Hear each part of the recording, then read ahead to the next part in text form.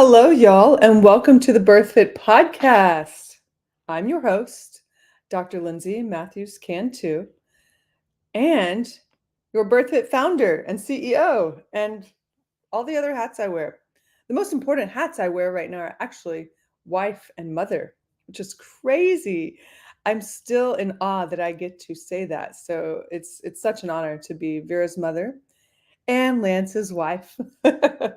Super special.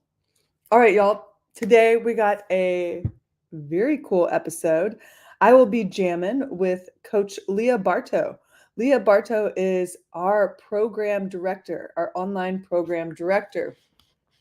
She's a wife and a mom of two, and just really somebody I look up to as a mother. She's a great friend, and I'm super stoked to answer some of y'all's questions that I will answer and she will answer, and it'll kind of be like tag team rock and roll style.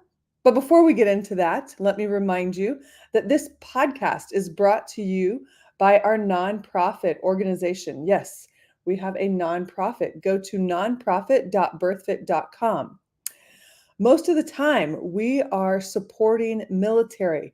So those with active duty husbands or those that are active duty themselves, we hope to provide you with either birth doula support or postpartum doula support.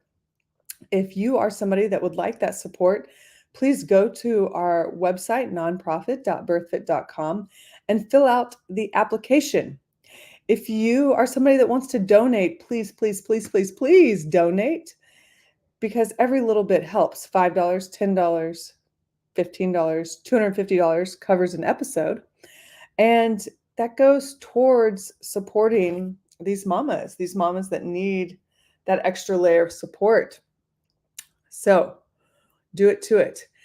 We have a couple of announcements, and I know Leah's getting things sorted on her end, parent-wise, motherhood-wise. So this is perfect. Our next BirthFit coach course cohort will most likely be in March. So if you are hoping to be a BirthFit coach, please go to our website, find the coach tab, and sign up for the wait list. Hint, there's always a nice little discount for those that are on the wait list. And it's just really great. So get on the wait list. We will most likely be offering it twice next year. This past year, I was only able to offer it once. Hello, mom life. But now that I'm in the groove and we are moving, twice. So March and then September. And give yourself at least 3 months to be present, activations on to be present, and really give yourself time and space to dive into the material. So that's happening next year. Also, next year, I will be taking a small group of pregnant women, holding your hands, coaching you in a small group container. This will start February. It will run February, March, April, May, June, and July. There will be calls each week. Think presentation call, think prenatal training day call, think movement mindset office hours call, and some guest speakers will be in there. This course, I'm really excited to get intimate with y'all. I really hope to share some tools, some tips, some lifestyle practices that you can embrace to really have a sovereign birth experience. And when I say sovereign, I mean stand in your power. And I will also share what I used during my pregnancy. And one little piece of the puzzle where I didn't feel so sovereign, but now, ideally, we get pregnant again. I get pregnant again next year, and I can just, tweak this or, have a different experience with this. And I hope to share that with you. So yeah, if y'all don't know, my birth experience was super rad. I'm super grateful for my birth experience. don't know if you can hear the little girl in the background. I gave birth a month early, and there was a fork in the road. And I do believe that there are forks in the road for everybody.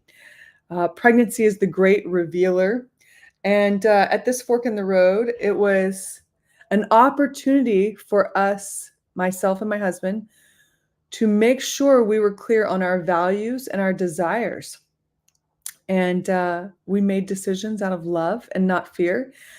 And we proceeded to have our birth, Vera's birth, my birth experience at home on our back porch under the beautiful night sky, starry night sky in Wimberley, Texas.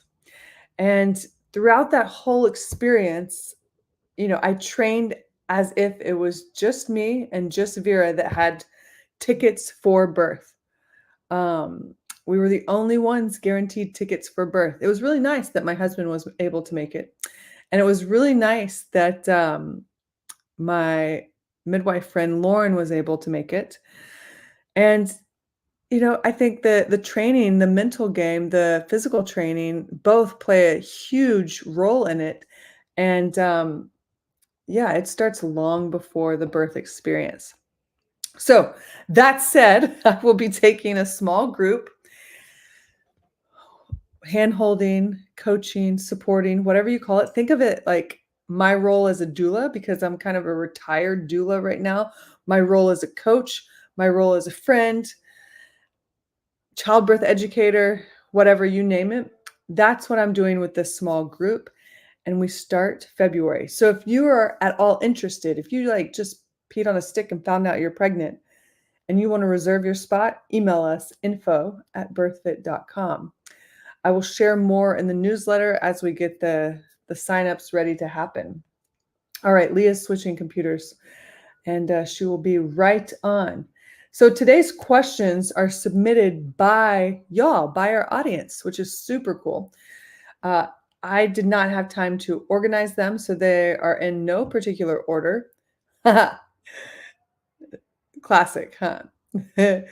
And we will get into them for sure. Oh, excuse me. If y'all don't know, our BirthFit app is live and it is beautiful. If you go to the App Store, you can download the BirthFit app, and this is where you can do all of our programs now. Well, almost all. Our prenatal training program is the last one that we have to be moved over, and I think that will be in like 2 weeks. So our prenatal basics, our postpartum basics, our lying in program, our postpartum training program, our Mama Move program, our entire postpartum package, all of that is available via the app. You do have to go onto a web browser to purchase it, but after that, the app is there, you're ready, you're golden. The user experience is so much more straightforward. It's clean, it's simple, it's minimal videos a day. Like at the most, there will be 3 videos a day. Most of the time, there's 1 or 2. And the feedback we have gotten from those inside the app are just like night and day compared to the other platform we had used in the past. So I'm really, really pleased with that experience. Y'all, it's been a while since I've podcasted, and if you have not listened to any of the past episodes with Dr. Tom Seeger, or even way back, Dr. Diane Lee, DRA, Seeger was on cold exposure. The last one I did was solo, was about our 7 pillars. Go back and listen to them. There's some super juicy stuff in the BirthFit podcast archive. And if you are preparing for birth, one of the episodes I really strongly encourage you to listen to is the one with Yolanda Norris Clark. And she is basically the pioneer of free birth. She's had 10 babies and all of them have been at home. I think 8 of them, maybe 9, have been free birth. So that's a really, really empowering episode to listen to. If you're curious at all about the nervous system, definitely listen to episode 241 with Dr. Sharina. And then follow that up with episode 242, Dr. Neil Bulchadani, who's also a nervous system specialist chiropractor, but more specific in the airway and feeding specialist. So think tongue ties, feeding obstacles, things like that. That's a really solid episode. And then the last,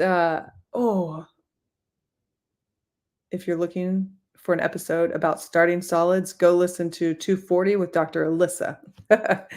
All right, the last two episodes I wanted to mention are around preconception. And I get this question a lot. I feel like I need to have some preconception master classes or something. I don't have the capacity for a course next year because I want to have this pregnancy container. The pregnancy container, by the way, is going to be called the original BIRTHFIT course. But these episodes, sorry, Leah. These episodes are Dr.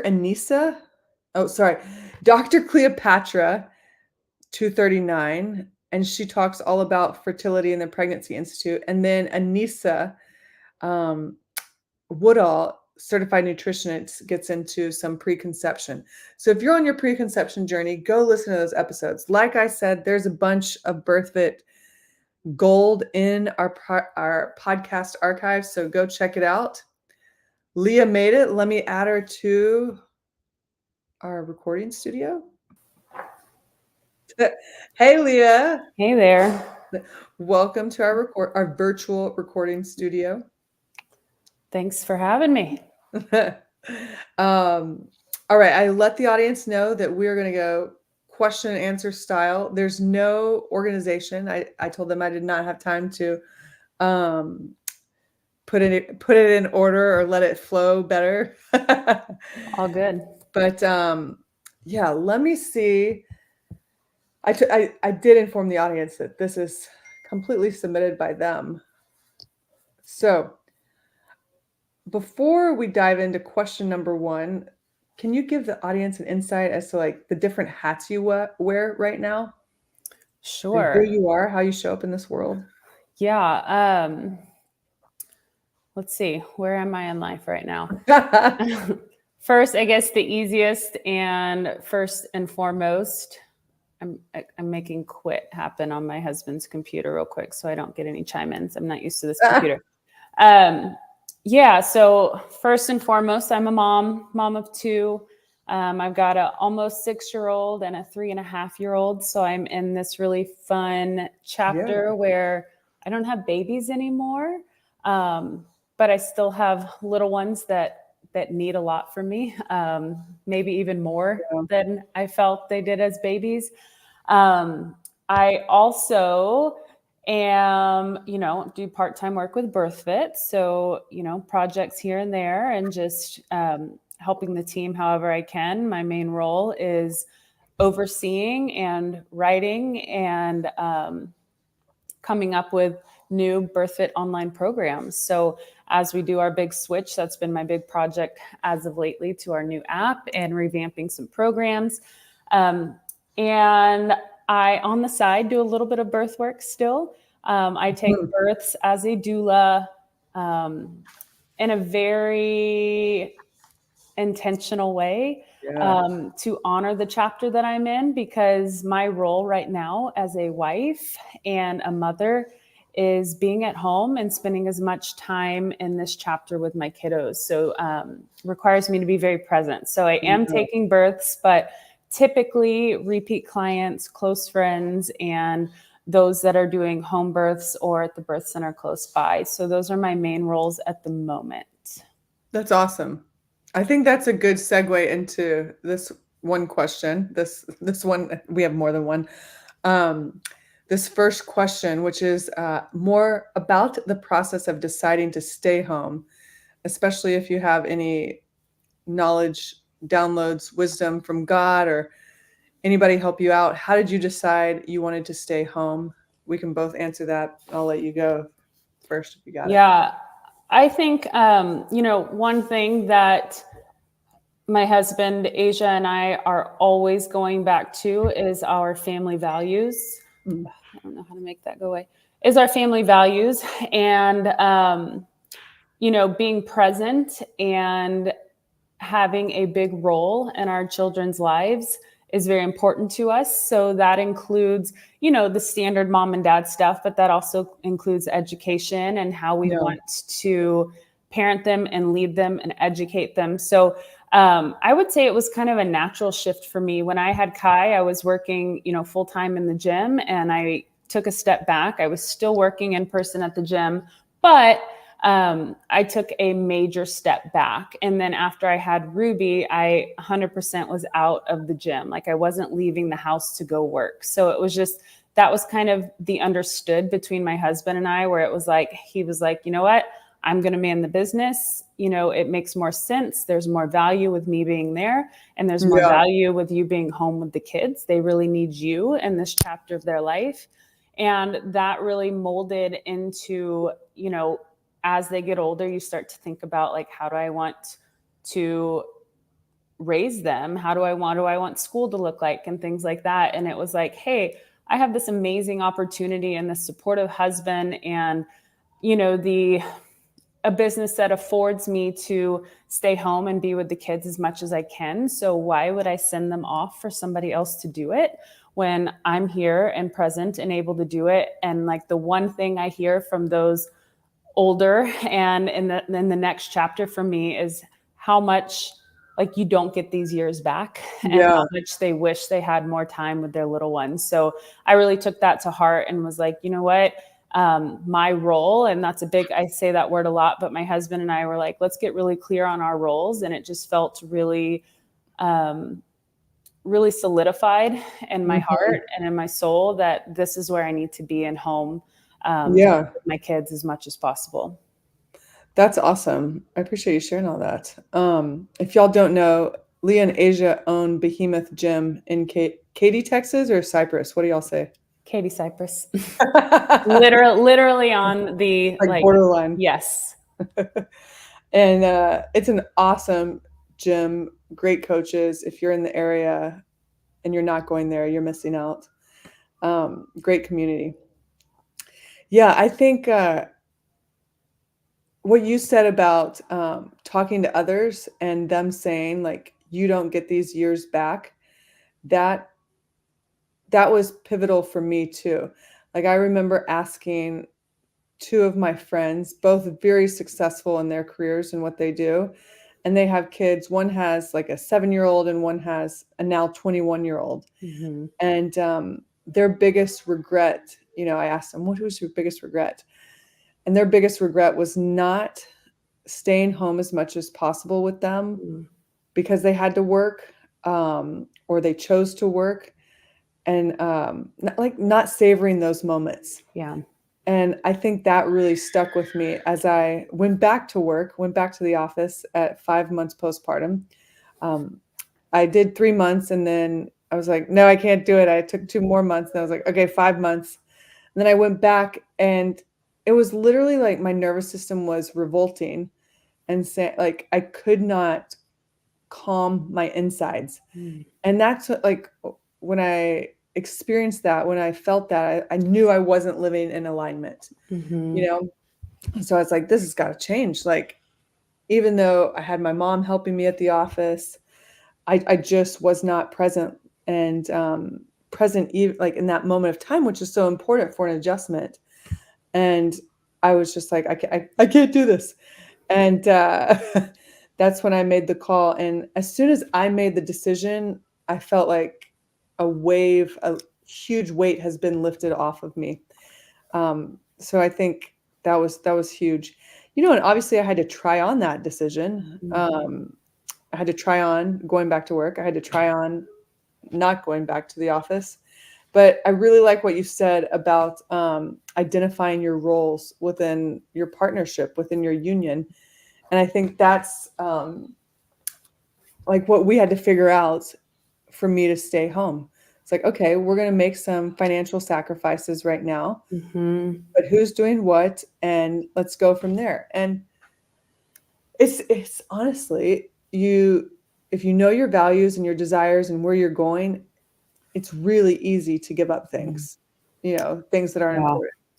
I totally resonate. Like I have this conversation with a lot, and you're very similar to the people you surround yourself with. So I have a lot of doers and, girl boss type friends who, they are the Yeah, breadwinners in their homes. And it's not that they're dependent on their income, but their income is important to their family. And they're always yeah, weighing, could I? And it's like, you can, but you will have to make sacrifices. yeah. And for us, it was a no-brainer where it's like, okay, we'll be diligent about making a budget and being on the Mm, same page. And hey, maybe we're not able to spend these things here, but it's totally worth that payoff in the end, totally, in the to long get run. this time. Yeah, I Yeah. think that's so, so important. And I think that sacrifice is like, it doesn't feel like I'm losing out on something. It's No, all for absolutely not. gain. Yeah. Like that, Um, when you feel like you're losing out on something, or you have like you should have attained something other than what you have. You should have something other than what you have right now. That's your mind playing tricks on you for sure. And yeah, it's absolutely a no-brainer. So yeah. And I think we grow up with this, especially like our generation is like, you go to school, you go to college, you get your degree, you get yeah, your 9 to 5 job, and like your identity to prove yourself as a woman is like, I am good enough. I'm in the yeah, workplace and I can do all the things and I can wear all the hats. And we've lost sight of like what it means to be a mother. mhm, And, I heard, and I don't remember the details behind it, but it was like kids need mom pretty much solely. They need mom until age 6. And then yeah, from 7 to 14, they need dad, a lot of dad. mhm, And that really stuck with me because those nurturing years, and I think coming from a childhood where I didn't, not that I didn't have both parents, but nurturing wasn't yeah, a big thing.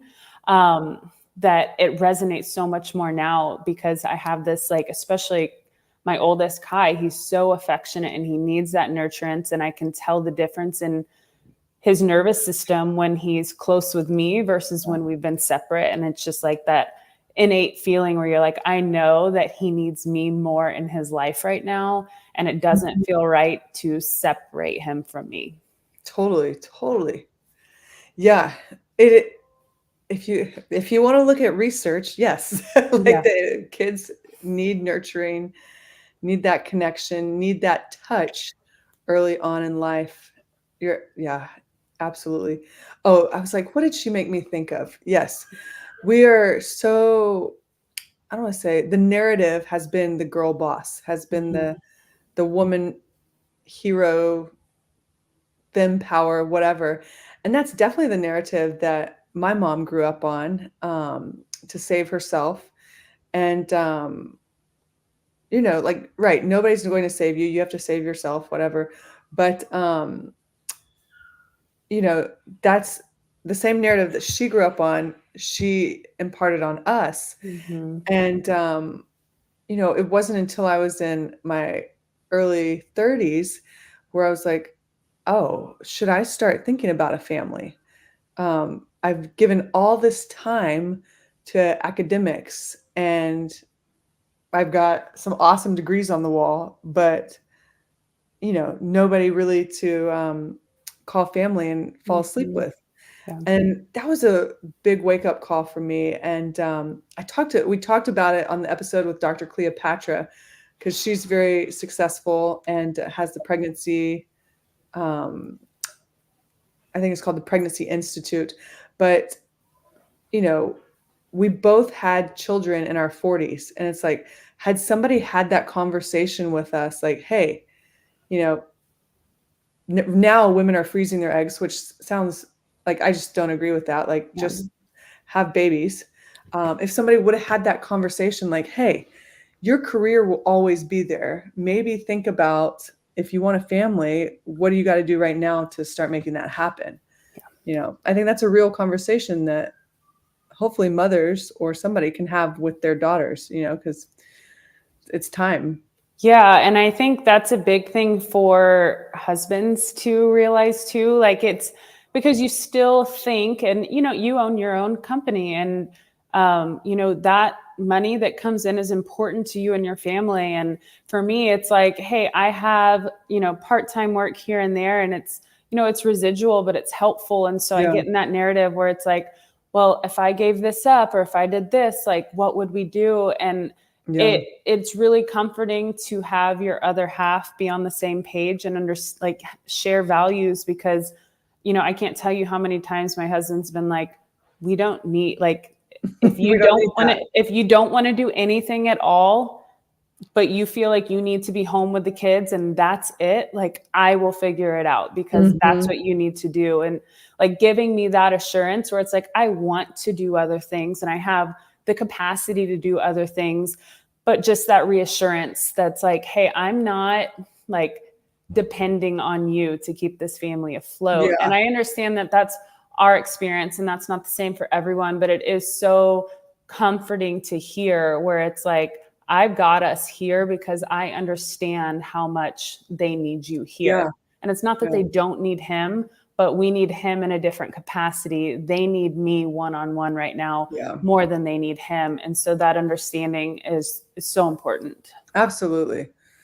Defining your roles. Mm-hmm. So before we move on to this next question, because I think this next one ties in too, I'm sure there's people wondering, how did you decide on homeschooling or whatever current situation you're in? Because Kai's the one in school, correct? Mm-hmm. Mm-hmm. Yeah. So Kai, we do a Christian classical hybrid. So basically he's in person at a school 2 days a week, and he's at home with me as the co-teacher 3 days a week. And this school it's a bunch of homeschooling moms that then turned into a co-op, homeschooling co-op, and then turned into an actual school. But they are very big on the parent is the co-teacher. And so without it being dual, it doesn't work. So I see his curriculum Monday through Friday, every single week. I know exactly what he's doing in school. They lay out what he needs to be doing at home, and we work together as a team, teachers at school versus us. So it's very much like when he goes to school, I know exactly what he's doing that day, and I'm prepping him at home to be able to go in and do that. They're prepping him at school to be able to come home and for me to facilitate his learning. And so I chose that for him. Like, I knew that Kai, he would not thrive in a 5-day a week, 8 to 4 school environment. He needs play. He needs socialization. He needs breaks. He does not need to sit in a desk for hours at a time.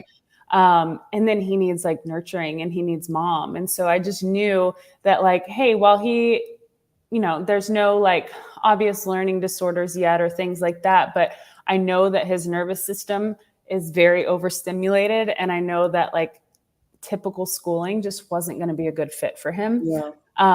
So that's kind of why I chose that route. He does really good in a school setting, and he's a natural leader. So he's the kid that, all the parents are like, my kid loves Kai. He's hilarious, so I know he really thrives in that environment.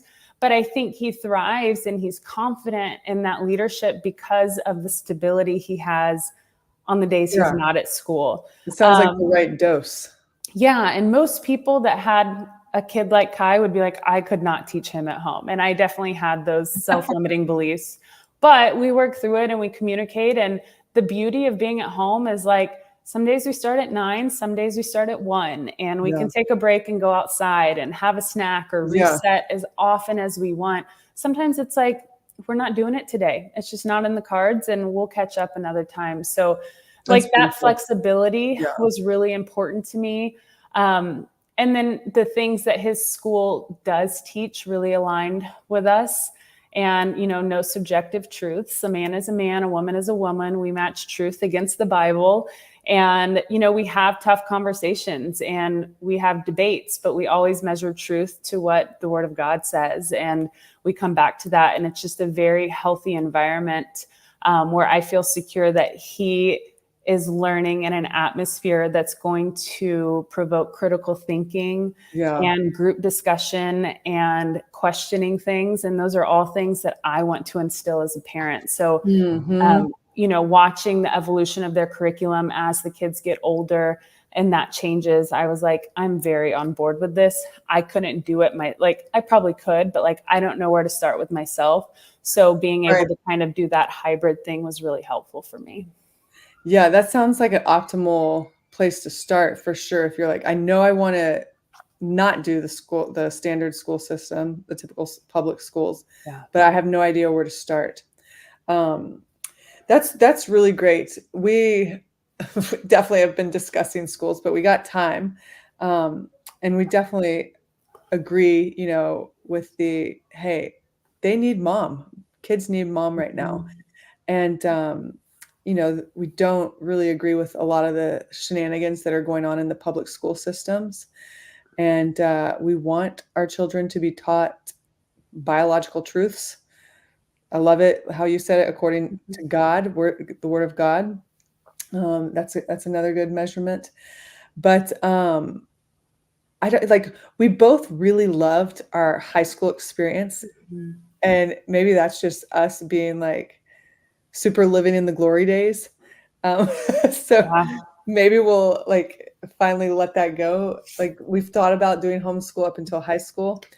Who knows where we'll be, what we'll be doing. But yeah, and there's no way I would put my child in a classroom setting, you know, until like 6 years old. Like I don't see how parents are doing that. You know, it makes sense that the children are having a tough time, you know, sitting still 8 to 4, because they're designed to, they want to play. They have curiosity and they need to be outside. Kindergarten used to be literally like making a garden. Yeah. You know, and you start at like 6 years old. It's wild. So yeah, I think, you know, the best, if you're listening to this and you're like, but we have to do public school. Like, you don't really have to. Like, anybody can embrace homeschooling. And I think it was a RFK podcast. He might have said this, like, literally, you don't need any extra finances. You don't need anything to do homeschooling. Like, your ROI on being the nurturer and the educator of your children is limitless. Like, it's huge. Yeah. And I think too, like, I mean, we're in the same, I'm like, we will reevaluate every year. Yeah. I know that I want to establish a foundation here, but maybe at 3rd grade, maybe at 5th grade, maybe Totally. through high school. Like, I don't know. Yeah. And I'll continue, and every child's different. Maybe Kai's in one school and Ruby's in another, and I'm going to respect the differences that they need, because they're not, you know, there's no cookie cutter child. But yeah, I totally agree. I think it's, you know, I've learned in this process, and like, it's not crucial that your kid is reading at 6 years old. If they choose to read at 7 or 8, that's okay too. But you know, we have these markers. It's just the same that we talk about in the medical industry. It's like, it's not cookie cutter. It's not black and white. What's okay for one or appropriate for one is not for the other. And I think getting out of the system helps you to embrace that, where it's like, hey, we need to meet their individual needs. And that's where they are going to thrive, not, you know, fitting across a scale of, you know, the other thousands of people. Like, they are their own individual. And I think that's so important to hone in on. Oh, I love that you said that. I was listening to a podcast the other day, and this mom homeschools, I think it's 3 kiddos. And she's like, I've never taught them the alphabet once. It was when they were ready, one came up and was like, Mom, can you show me a T? And then she showed him a T. Mom, can you write out all the letters of the alphabet? And like, that was the start of their curiosity with the alphabet and learning to read. But you're exactly right. Like, who says somebody has to read by a certain age?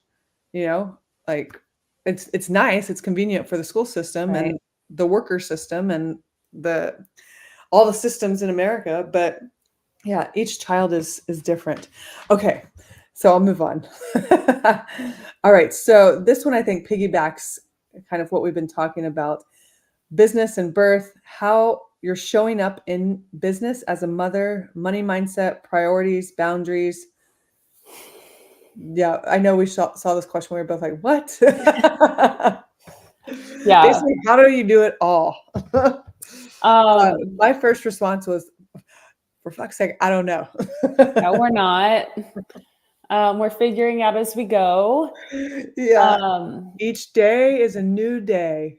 I've really really leaned into surrender. And I think we say that all the time, but I feel like I'm in like this chapter of this phase where like I'm really letting go of a lot.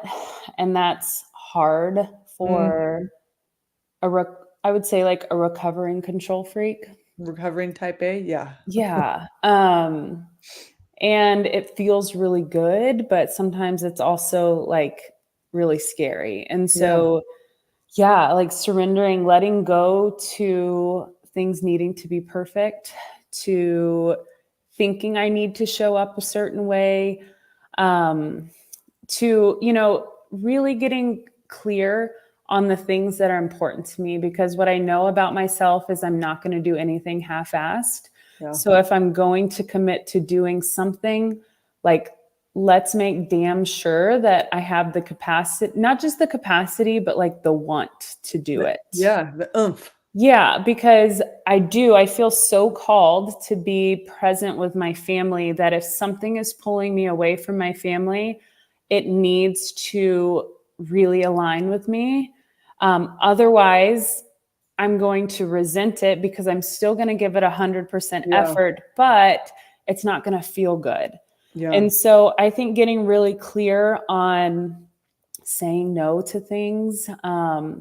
And you hear all these cliche words, boundaries and surrender and all of this stuff, but it's like I had to let go of the doing more mentality. And that was for me physically, like the physically working out harder, doing more Mhm, in that mhm. capacity, momming harder, wifing harder, working harder. And what I found is that like physically, I was able to do it, but mentally, I still held that belief of you're not doing enough. Yeah, the productivity belief. Yeah. And so what I realized through my like mineral balancing journey with Dawn and having these conversations with her was like, hey, just because you're physically giving it up, if you're not mentally giving it up, your body doesn't know the difference. Oh, So absolutely, like that's the good. easiest example of that is like, hey, I needed to do less high intensity training, right? Like you are showing up super dominant in the sympathetics. Your body is stressed. We need to get rid of as much stress as possible. Mhm. So physically, it was like, cool, I can drop intensity on my workouts. I can sit on the couch and rest more days. But mentally, I was like, I'm not doing enough and I'm going to gain weight and I don't like the way that I look. And my husband probably thinks I'm really lazy right now. You're Yeah, holding on to these beliefs. And it's like, your body doesn't know the difference between me actually going out and doing the high intensity versus my brain being like, you're not doing it's enough. still a rep in your head. So that mentality has really helped me, not just in the fitness physical world, but as a parent, like full Yeah. 180 of like, you know what? Do what you're capable of in the moment. Mhm. And it's okay to say no. It's okay to let go of things, sacrifice things because it's not serving you. And so I've really leaned into that really like the last 6 months. And what I found is that I actually have capacity to do more. Mm. And I met with her this morning and I was like, I'm waking up an hour earlier and I'm like, I'm up. I'm not like, oh, I'm going to sleep that last hour because I have it. It's like, I'm excited for life. And I have this like, this new like Yes. energy and excitement because I've let go of things. But in the midst of letting go, I've been able to take on more, if that makes sense. And it Yeah. doesn't feel like more. And then I'm getting validation because I'm getting test results back, retests, and it's like, you're out of sympathetic mode. And I'm like, weird. I am actually working out more days and I'm doing more things and I'm taking on more things, Yeah. but my mindset has totally changed. And so, that's a really long answer, but that is what's really carrying me through I motherhood and love it. wearing all of the hats right Yeah.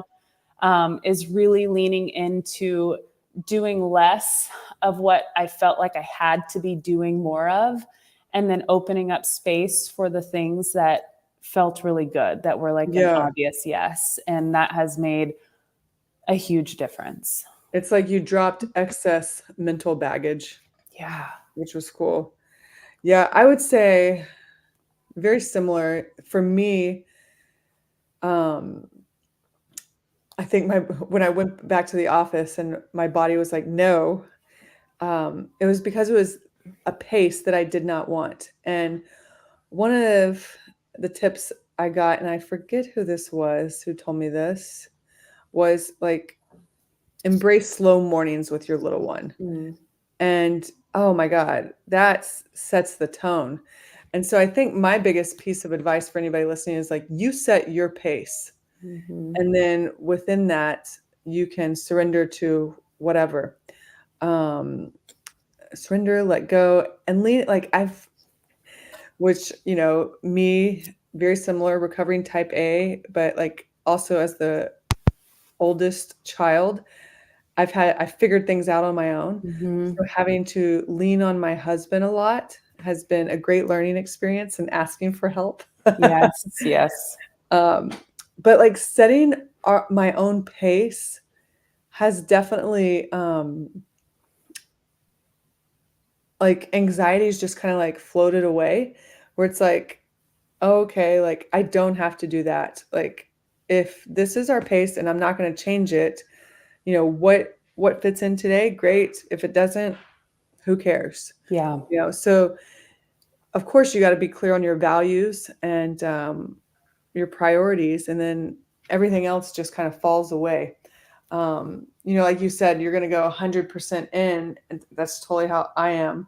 And I think if it's this is another one of those cliche things. Like if it's not a hell yes, it's a no. But that's so true right now because Mm-hmm. my biggest value is hanging out with my family. Mm-hmm. Um, and this question also included like money mindset. Mm. I think so often, man or woman in our society, we equate productivity to money or time to money. And I think for me, a big shift in my career came with like the service you provide, Mm-hmm. rather than charging for 55 minutes or an hour or whatever. Like, Right. and you talk about this. I mean, you just talked about this in our coach course, like charging for the service rather than the time. And now I think about it, and this is what I used to tell coaches in the past, but now I get to practice it firsthand. Is like, okay, you want to do a consult, you want to do whatever, you want to do a one-on-one session with somebody. What's it worth taking you away from your family Yeah. for that 45 minutes, for that hour? And so that's kind of how I look at it. And if somebody doesn't want to pay it, who cares? Because I get to hang out with my family. I have this knowledge bank, this experience bank, and that's just what it is. And yeah, the priorities, if you allow them, they set the boundaries, which is cool. Yeah, totally. It's a forever learning process, Yes. and it's forever evolving, I feel like. Yeah. But yes, I think that like I knew all of this Yeah. prior, but the chapter that I'm in, and like I think it's been in general just probably like a way more stressful year. And I had to learn that like the way I was navigating it, because when you're a mom, the things that nobody can or will prepare you for as a parent is like the hardest thing about being a parent is that problems, for lack of a better phrase, will come up with Yeah. your children or in your family. And the hardest thing as a parent is like you can't just immediately take those things away, nor Yes. should you, right? Yeah. Because A, you need to go through it. Your children need to go through it. There's a reason why. But B, sometimes we just can't. And like that's painful as a parent to be like, my kid is going through something and I can't just take it away from them. They're teething. Yeah, yeah. So for me, it was like I would go through, a certain thing with one of my kids where it would just like cool, if this happened to somebody else, I could be a really sound support person and I could give them solid advice. But when it's you and it's your kid who you're hearing is struggling, I mean, everything's out of the window. It's like you're a mess. You can't think straight. And so what I would do was like spiral. And it was like, okay, for 3 days, I'm like tunnel vision. I'm researching. I'm talking to everyone who I feel is an expert in the field and trying to get answers. And it was like, I'm shut down for like 3 days. And then I'm in like, it's like, I will buy anything that anyone tells me they need. And like, you know, you're in this hole and then you're like, fix it, fix it, fix it. And then like, it takes a week or two. And then you're finally like, okay, I can finally breathe. And like, I was going through this cycle with something we were going through with our family. And I had to finally be like, this isn't working. And if this is how I feel, I know my kids are feeling it. Like I can't go in the trenches. I'm rubbing off on them. Yeah. And so I think that's where like the surrender really came up for me, where it was like, you cannot control. You can, oh my God. You can be a mom and you can support and you can do the best that you can, but like, you cannot take this away. So take a pause. Don't go in that deep, dark hole, like stay present and let's work through this one thing at a time. And I, you know, like making rules where it's like, okay, as soon as something happens, I can't buy a supplement for the first 3 days. Like I'm not just going to spend $150 on supplements because I'm in this like frenzy. So yeah, I think that really like, that's been my biggest lesson as a parent in the past year, but it's translated over to mom and mom life. And just being able to say like, it's going to be okay. We don't need to fix immediately. And you're present, you're here. That's what your family needs right now. And so that perspective has really shifted a lot for me. And control what you can control and let go of what you can't. Mm-hmm. Oh, okay. So this question, piggybacking off this, what is the best, most life-changing habit you feel like you've established? Life-changing. That's big. I'll share. And I don't have just one. It's being in nature and like specifically like morning sunshine, going out periodically throughout the day, switching it up, going for walks. Walking was a game changer for me when I had a loss back in 2016, and I've been walking ever since. So like walking, meditation, and I very rarely, like now, sometimes I'll shoot some stories on BIRTHFIT when I walk, but you know, for 30 minutes of the walk, I'm just blank, like filtering through my thoughts, talking to God. So I would say sunshine walks, prioritizing animal protein. Cause yes, I was somebody that used to eat big salad bowls and that would upset my stomach. So that was a big shift for me. And then, two more. I would say fitness, like really being intentional with fitness. Because strength training is going to be like the anti-ager for everybody. And then journaling, like just journaling my thoughts. If I don't know what to write about, I do a gratitude list, you know? So those are my habits. The very first thing that came up for me was walking as well. And that like, it looks like different things. We do a family walk with the dogs once, if not twice or more a day. Those are my non-negotiables. It's like, hey, when I'm home with the kids, we are going out for our, you know, just our half-mile loop, get out in the sun, walk the dogs. Everyone needs it. 800 meters. Yeah. And then I have my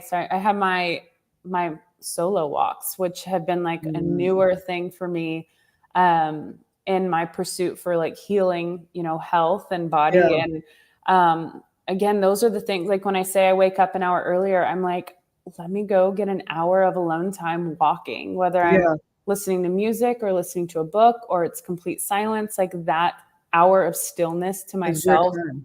Oh my gosh. It's like, I've come to crave it. So yeah, I think walking is a huge one.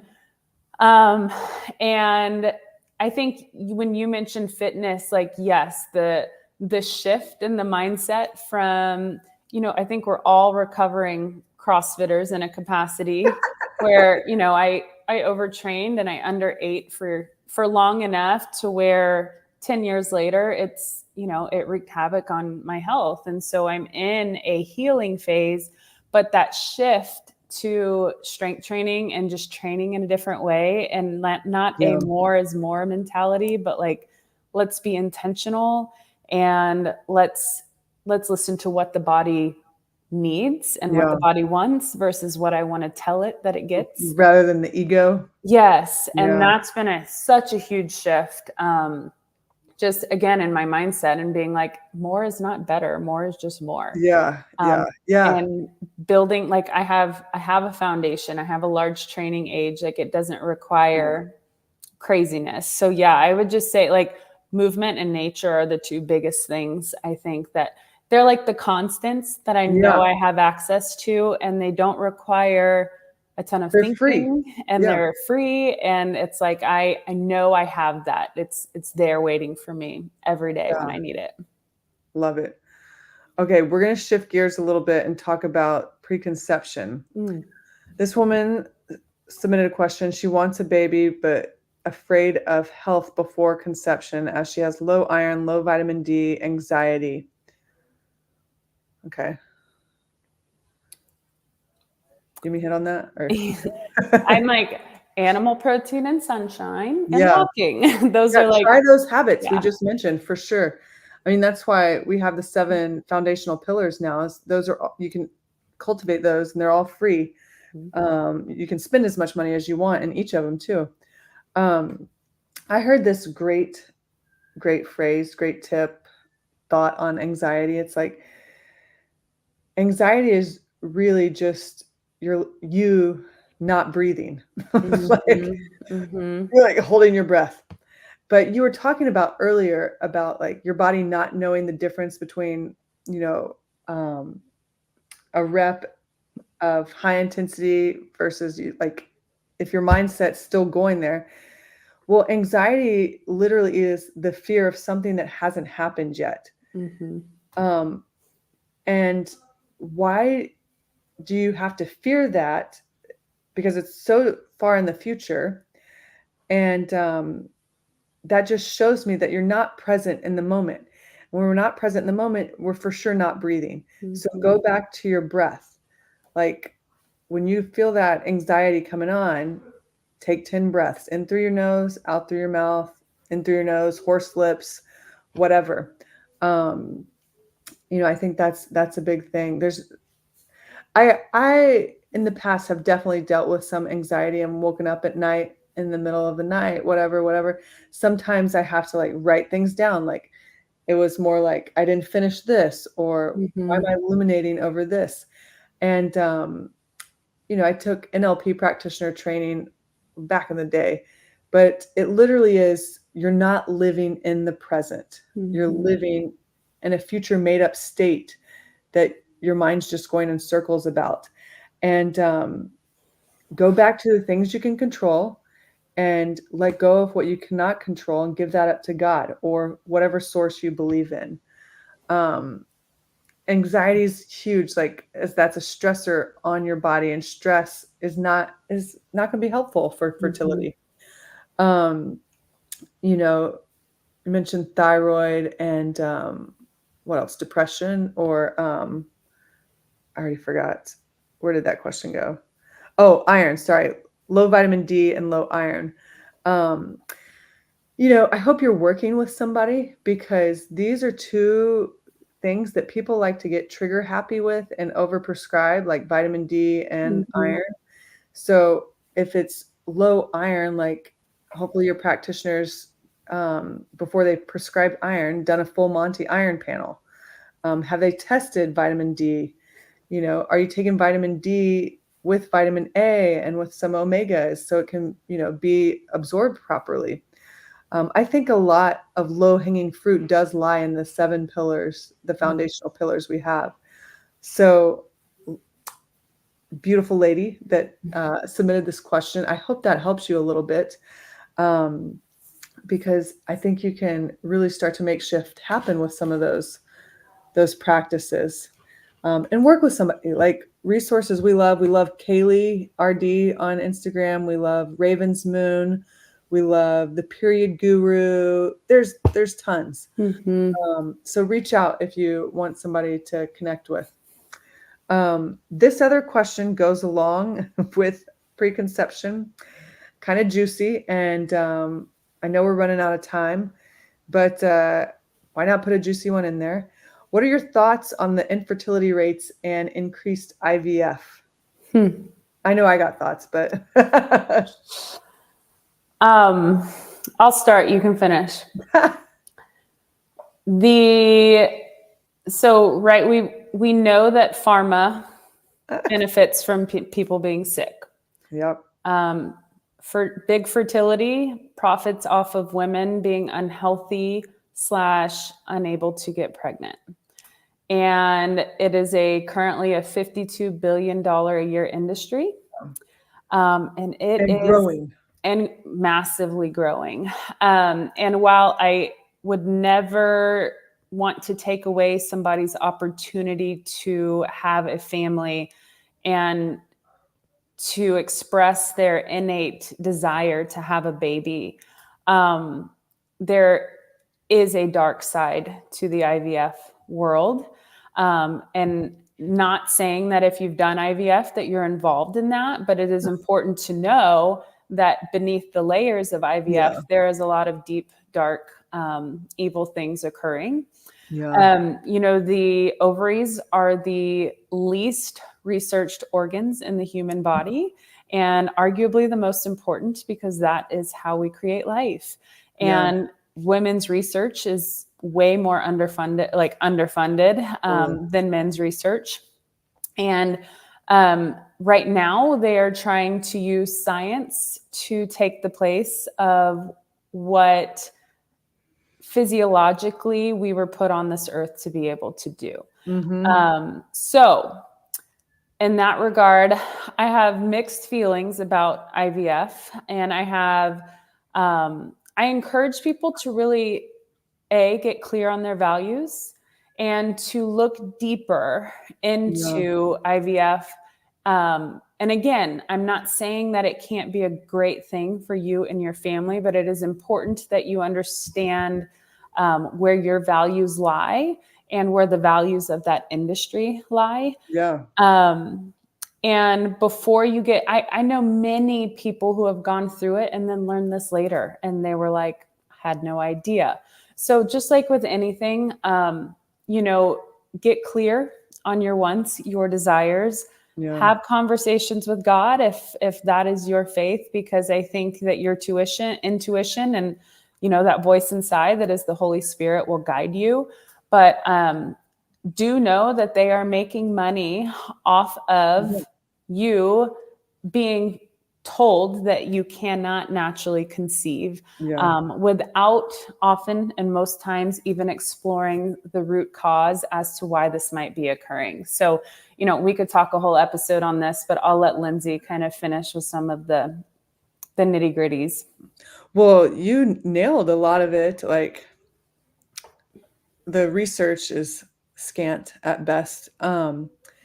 But you nailed it in the sense of, like, they oftentimes go for the dollar signs instead of the root cause. And that's what I've seen in practice so much. Women, couples coming in, they desire to have a baby. They want to conceive. They've spent 3 years at a fertility clinic and nobody ever ran a thyroid panel. They've done 2 embryo transfers and the male partner hasn't had any testing done, depending on the clinic itself. And the thing that kills me is that they don't even start with diet or exercise. It's really, it is a money-making business. And unfortunately, they're doing really, in their eyes, fortunately, they're doing really good. But unfortunately, I believe it's like a less than 20% chance of a live birth at the end of everything. And you've invested minimal, like $10,000. Sometimes there's 3 transfers, there's 4 transfers. There was one person that came into our clinic that had 9 miscarriages and working with a fertility doctor. So, before you go down that route, definitely have these conversations. Like, it was a conversation for me and my husband because, when we met, we were 37 years old. In the reproductive world, that is considered geriatric. And, we had to get clear on our priorities, our values, our desires. And we had both decided, we are definitely open to having children. However, the IVF, IUI, assisted reproductive technology route was not for us.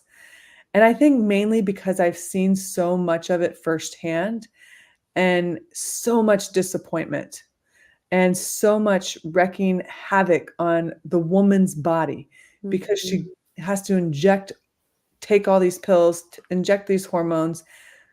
The male doesn't have to do that. And it's wild. And I knew there's no way wanted to do that to my body because I'd stepped outside of the system already and I did not want to go back in the system. And it was not in alignment with me and my God. And so that was something we got very clear on. And to share with y'all, when we first got together, we got pregnant right away. I got pregnant right away. Then we had a miscarriage around 8 weeks. And then it was 2.5 years later before I conceived again. So there was that journey, that preconception journey of not knowing and also trusting in God's master plan. And that's really hard because a lot of the times when I would see women come in for consults and with their partners or solo or whatever, they wanted a baby like yesterday. And, one of the things I would ask them is like, what is the safe reason that your body's not conceiving? Or what will this baby bring you that you don't already have? And they don't know because they don't have the baby yet, but what is the safe reason for your body not conceiving? And usually, it could be as simple as we don't have money right now. We got to figure that out. Or my husband's working overseas majority of the time. Schedules aren't syncing up. Or they come to find out their husband doesn't really want a baby. Or, there's deeper stuff. But getting to the root cause, whether it be nutritional deficiencies or emotional stuff, relationship stuff, that's so key. And too often I've seen whenever women finally kind of like let go and surrender, that word. Maybe they go for adoption or, they're like, okay, we're just going to love our dogs. All of a sudden they get pregnant, which is super cool. There is a very dark side to the ART world. And like Leah said, this is no judgment on anybody that has used IVF or IUI. But just like with anything, do your research before you go there. And do all the low-hanging fruit, the lifestyle pillars, the working with somebody like Dawn, mineral balancing. In the grand scheme of things, that's a couple $100 compared to $10,000. I've seen people take out loans, take out their mortgages. It's crazy. But this brings me, we'll finish on a really lighthearted subject here. But like part of the ART world is surrogacy. And that's something I do not agree with very strongly. I do not agree with selling babies. Renting wombs, selling babies. And if you go to other countries, I forget the name of this documentary. I'll try to ask Jennifer about it. But babies are being sold women's wombs are being rented. They're being sold for like $5,000. That's crazy. That's not right. So anyways, just like with anything, know what you're getting into. Yeah. Should we finish on something lighter? Yeah.